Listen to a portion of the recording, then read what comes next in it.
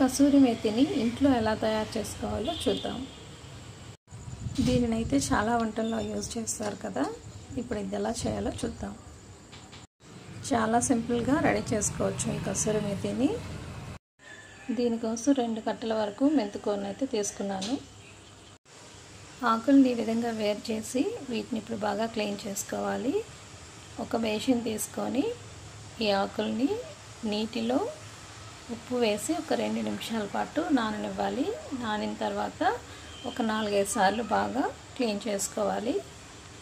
కడిగిన తర్వాత ఆకుల్ని ఒక స్ట్రైనర్లో వేసి నీరు పోయిన తర్వాత ఒక పొడి క్లాత్ మీద ఈ ఆకును వేసి బాగా ఆరనివ్వాలి.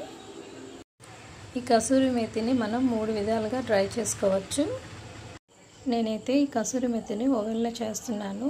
ఆకులు బాగా ఆరిపోయిన తర్వాత ఓవెన్లో ప్లేట్ ఉంటుంది కదా, ఆ ప్లేట్లో ఈ ఆకులన్నీ వేసి ఒక 3 నిమిషాల పాటు నేను టైం సెట్ చేసుకున్నాను. తర్వాత ఇంకొక 1 మినిట్ పెట్టుకున్నాను. మొత్తానికి 4 మినిట్స్కి నాకు కసూరి మేతి రెడీ అయిపోయింది.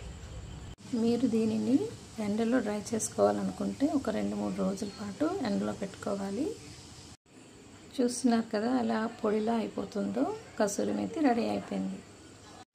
మీరు ఒకవేళ స్టవ్ మీద దీన్ని ప్రిపేర్ చేసుకోవాలనుకుంటే స్టవ్ మీద ఒక మందపాటి కళాయి పెట్టి లేదా పాన్ అయినా పెట్టి మంటని చాలా చిన్న ఫ్లేమ్లో పెట్టి డ్రై చేసుకోవచ్చు. ఇప్పుడు దీనిని మనం ఒక ఎయిర్టైట్ కంటైనర్లో పెట్టి స్టోర్ చేసుకోవచ్చు. మ్యాక్సిమం 6 మంత్స్ వరకు నిల్వ ఉంటుంది. దీనిని మనం యూజ్ చేసుకున్నప్పుడు పొడి స్పూన్నే వాడాలి, తడి అన్నది తగలకూడదు. మరి ఇంకెందుకు ఆలస్యం, మీరు కూడా ఇంట్లోనే తయారు చేసుకోండి కసూరి మేతిని.